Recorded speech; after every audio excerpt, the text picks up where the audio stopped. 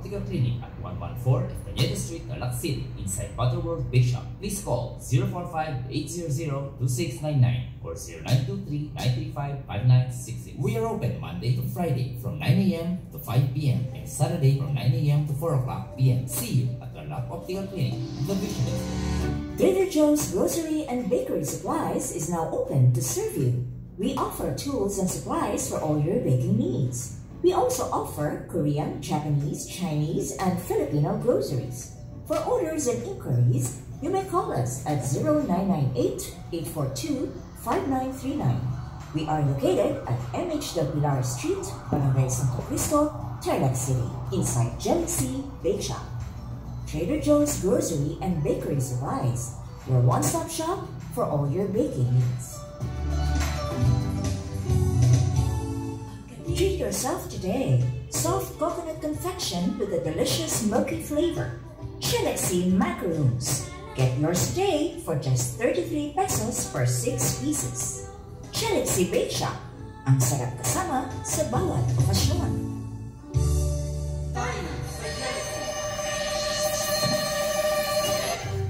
Mga kababayan, panahon na para iligtas natin ang ating pamilya laban sa mga peste katulad ng daga, ipis, anay, lamok at langaw.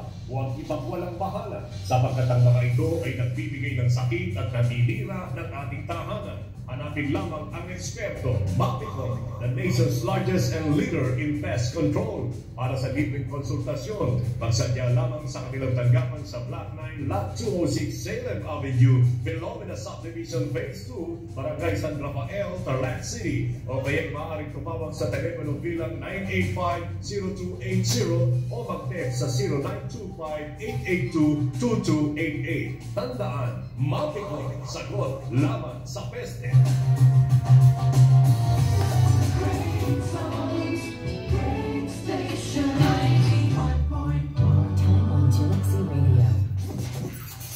It's 7:43.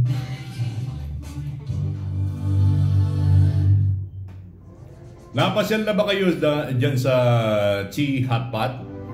Nako, na makikita po ninyo dyan sa Chi Hot Pot ay talagang gayak na. Ano po, para po sa selebrasyon ng ating Chinese New Year.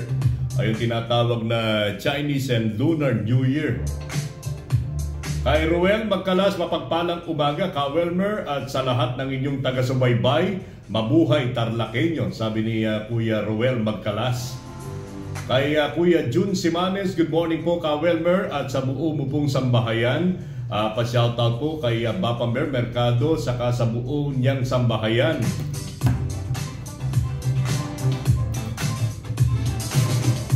Ganon din sa asawa ko, ang Kajing Simanes, na nasa Sapang Tagalog, Tarlac din, at unika iha namin na si Najer. Watching po from lokal ng Cabarin, distrito ng Caloocan North. Yes, nagagayakan po ng iba't ibang mga palamuti bilang pagsalubong dito po sa Chinese Lunar New Year.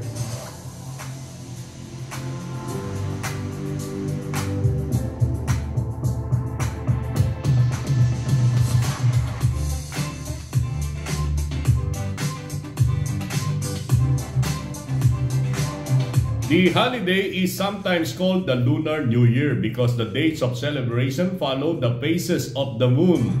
Halimbawa, last year ay January, ginanap itong Chinese New Year. Ngayon, Pebrero na, di ba? So magkakaiba nitong date, kasi ang pinagbabatayan talaga dito yung phases of the moon. Ito yung kung bagong buwan, nalilitaw sa bagong taon. Yan ang selebrasyon ng New Year. Actually, itong celebration ng New Year, kung ang pagbabasihan ay prior to Gregorian calendar, mga kaibigan, ay umuugma din dito di ba? Nung araw nga ang celebration ng New Year ay Marso. Sino ba si Marso? Ang Marso ay galing po sa pangalan ni Mars. Si Mars ay kinikilala na ng mga taga Roma at saka ng taga taga Greece, Grecia. Bilang God of War, Diyos daw ng pakikipagdigma. Pagka March na raw, nagtagumpay na etong si Mars, kaya wala ng gera. Kaya yun ang unang buwan talaga Yung unang buwan talaga nung araw before the Gregorian calendar ay Marso. Kaya nga tignan nga natin, di ba, yung October. Sa kasalukuyan ng October ay pangilang buwan ba yung October? Pang-10 na yata, di ba? O pang-10. Ang November ay pang-11 at ang December naman ay pang-12. Pero kung pagbabatayan mo yung salita, yung nomenclature ng buwan na ito, October, nagpapasimula sa unang 4 na letra na Octo, ang tinutukoy dyan ay 8. Ibig sabihin, dapat pang-8 yan. Kasi nung araw ay pang-8 buwan talaga yung October. Yung nano ay tumutukoy dyan is siyam, di ba? No. November, di siyam. Yung December, deka, pang-10, di ba? Pero ngayon, 12 year na. Kasi nung araw ay pang-10 talaga yan. Kaya yung celebration ng New Year noong araw, prior to Gregorian calendar na sinusundan natin ngayon ay buwan ng Marso. Kasi nga, yun ang panahon na dapat mag-celebrate ka ng New Year kasi nga, payapa na ang buong mundo. Wala ng gera. Nagtagumpay na raw si Mars. Kaya mas malapit, di ba? Mas malapit ang Chinese New Year. Baka Chinese New Year, ang pinakasikat na pagkain dyan, ay tikoy. Di ba? Tikoy, ito ay isang uri ng kakanin na gawa dyan po sa bansang China. Yan, makikita po ninyo yan.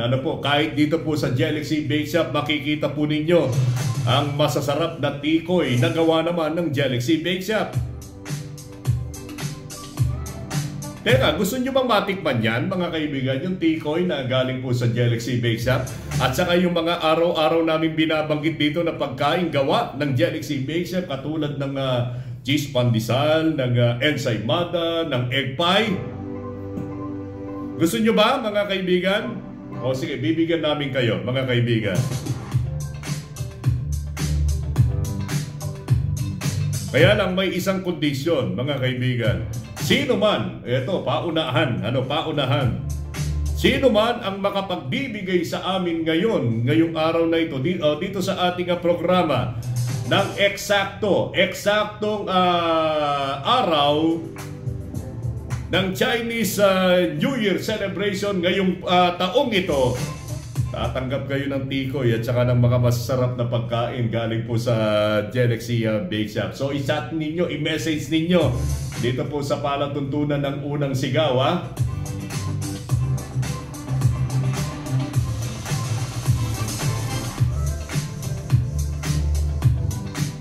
Yeah, open na. Kung kahapon namahagi si Kuya Norman ng 300 pesos worth of GCash, actually 600 yun dalawa no?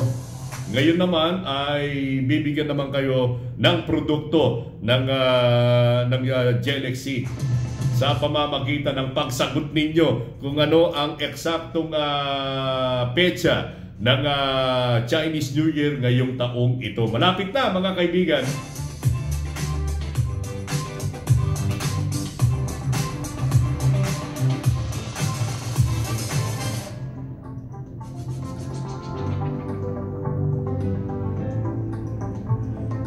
Maya paabak kay kayungan, mga kaibigan. Masanto siya kabuwasan, lalong-lalo na sa Tarlac Medical Center, kina Dr. Benedicto Benin. Naimbag gabigat, kada kayo amin apo. Naku, may cancer daw yung hari ng United Kingdom, si King Charles.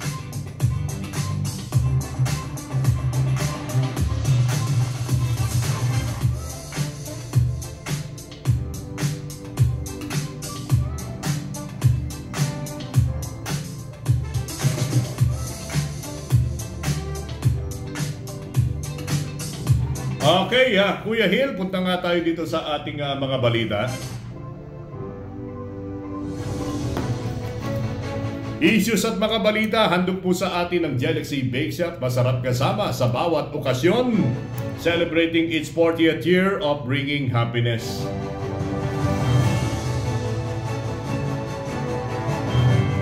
Mga kaibigan, kamakailan ay nagpasa ng isang resolusyon ang buong Kamara de Representantes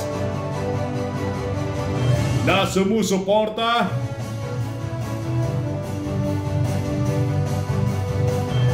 at nagtatanggol sa kanilang pinuno si Speaker Martin Romualdez.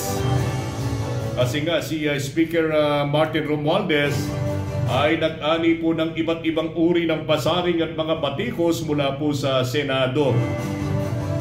Dahil daw sa kanyang partisipasyon dito po sa People's Initiative. Ang nabanggit na resolusyon ay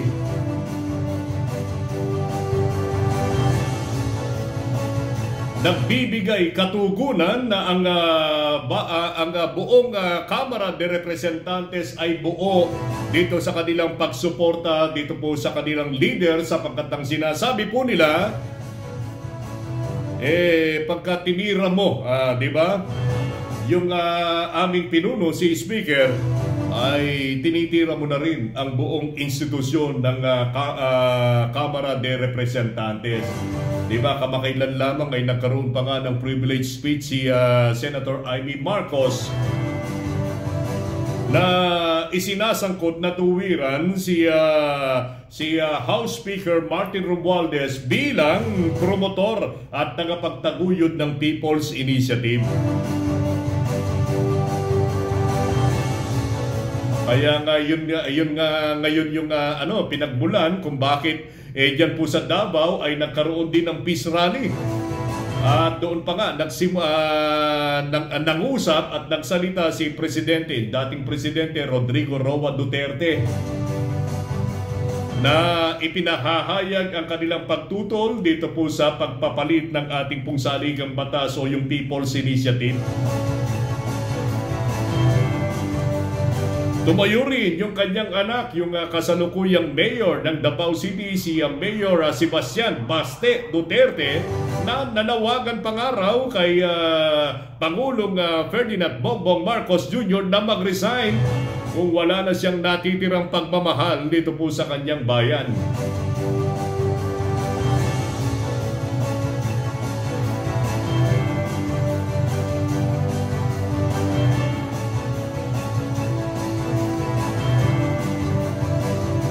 At dito nga ay sa pamilya Duterte, alam naman po natin na sumusuporta talaga itong si Senator Amy Marcos. Kaya ang nasabi tuloy ni Mayor Basti sa kanya, pasensya na, sorry na. Pero sa mga nagdaang mga araw ay tila ibig bawiin pa ni Mayor Basti yung kanyang pahayag. Kasi nga nabanggit lamang daw yung kanyang pagsorry dito po kay Senator Amy Marcos kasi naaawa daw siya sa butihing senador.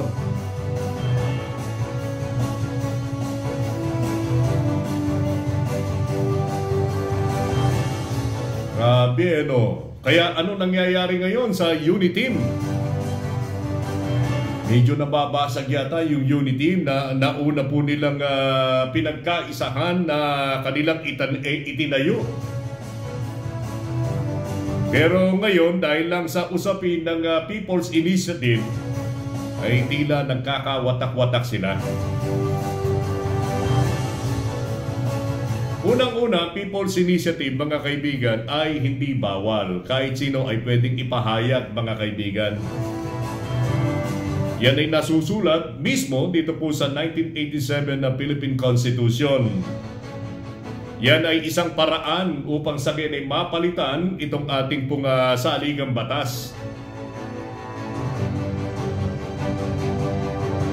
Ito po ay kabibilangan ng lagda ng ating pong mga mamamayan makaraang pagka sila ay nakakopo ng 3% sa bawat distrito, legislative district ng ating bayan, ay pwedeng isulong ito, mga kaibigan. Bawat distrito kailangan 3%. Ngayon, lahat ng distrito ay nakakuha maliban sa isa, hindi rin pwede yun.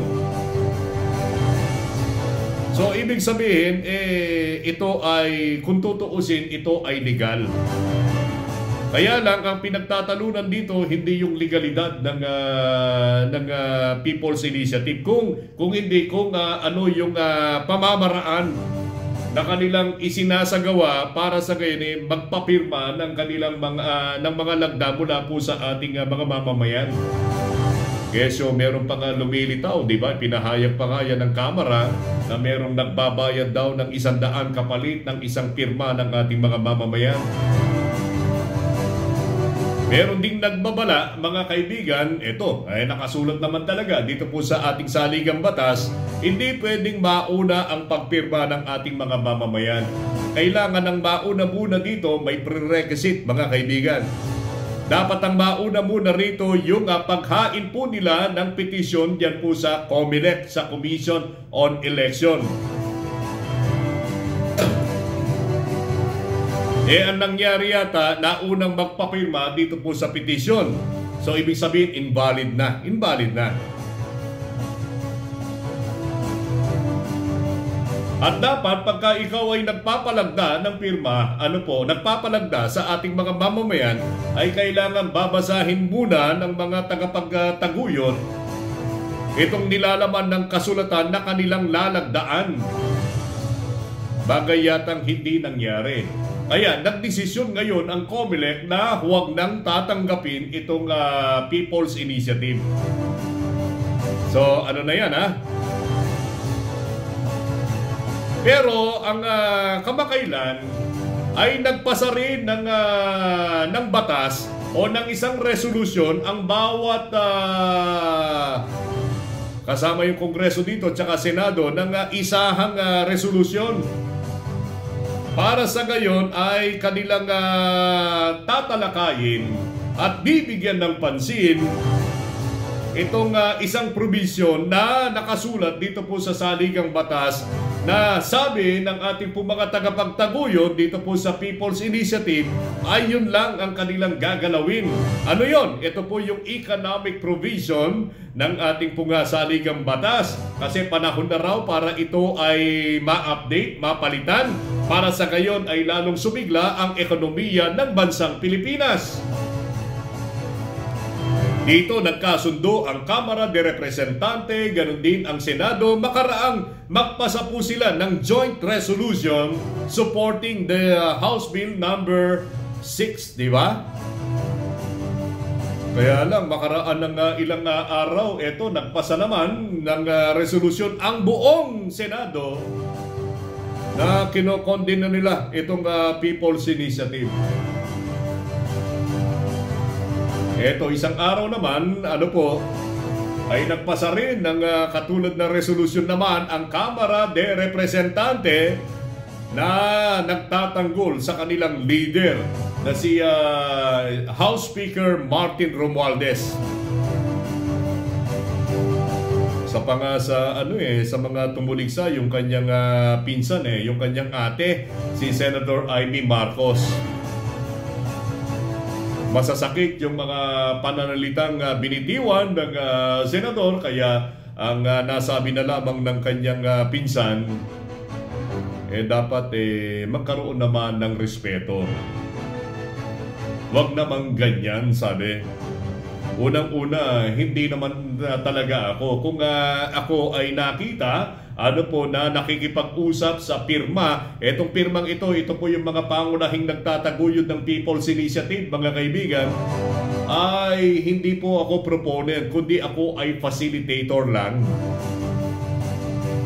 At ang nais lamang naming baguhin na bagay naman na pinaboran ng ating Senado ay ang economic provision ng ating batas, sabi. Kaya lang nakikita ko, pero tila naiipit ngayon si Senator Amy Marcos, kasi nilampaso niya itong ilang miyembro ng ating mga tagapagtaguyod ng People's Initiative, pero ngayon tila binibitawan naman siya ng mga Duterte.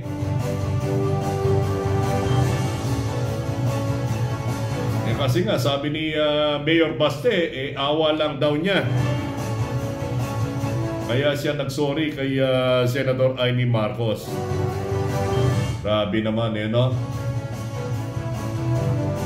Di ba kayo pwedeng magkasundo-sundo na lang, mga kaibigan, sapagkat ang mga bagay na yan ay hindi naman talaga makatutulong dito po sa ating bayan.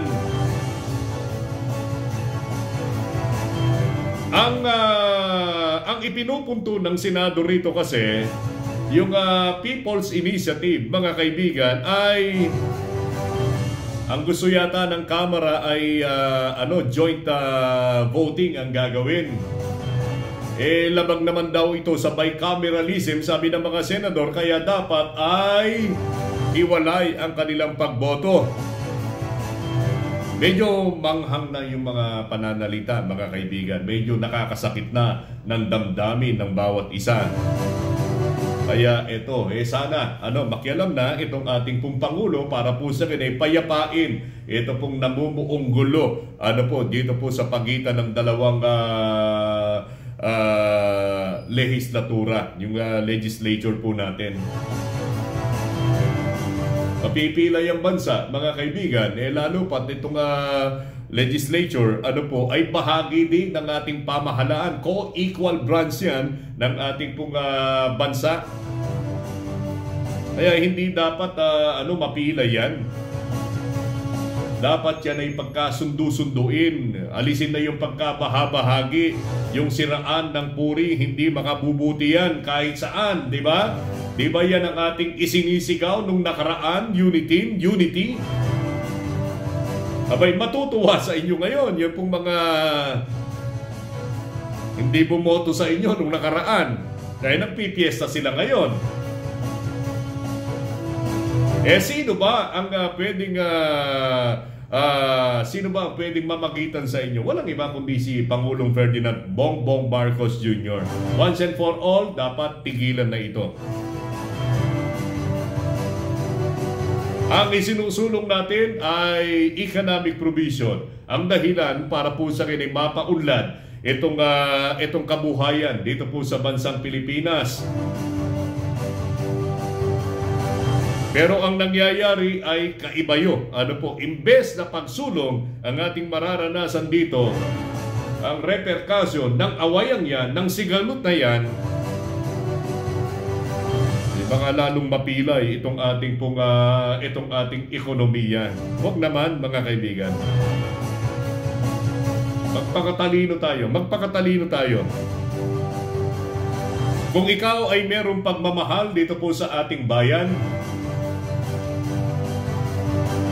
ay dapat isang tabi mo kung ano man yung personal na interest mo. At ang mamayani dito ay yung ating pong karapatan bilang mamamayan ng bansang Pilipinas. Karapatan ng nakakarami, mga kaibigan. Hindi yung sariling interest. Meron nga nagsabi ihiwalay na raw ang Mindanao dito po sa Pilipinas. Mabuti ba yan? May pagmamahal ba sa Pilipinas yan? Matapos sisigaw ka kung wala ka ng pagmamahal sa Pilipinas, mag-resign ka na. Bakit? Meron tayong narinig. Ihiwalay na raw ang Mindanao sa Pilipinas. Pagmamahal ba yan sa Pilipinas? Pagputol, di ba? Pagputol sa Pilipinas yan. Pagpilay, mga kaibigan. Sinasaktan mo ang bansang Pilipinas pagka ganun ka. Ang oras po natin ay 5 minuto. Makalipas ang alas 8 ng umaga. Yung mga detalye ng mga pinag-uusapan namin ito, ihahatid namin makalipas ang ilang mga paalala. Huwag kayong aalis. Ma'am Jenaline Ingaran San Luis, tama ka. Panalo ka. Sa Webes, kunin mo, papakuha natin kay Kuya Andy. Okay, Kuya Hill, commercial muna tayo.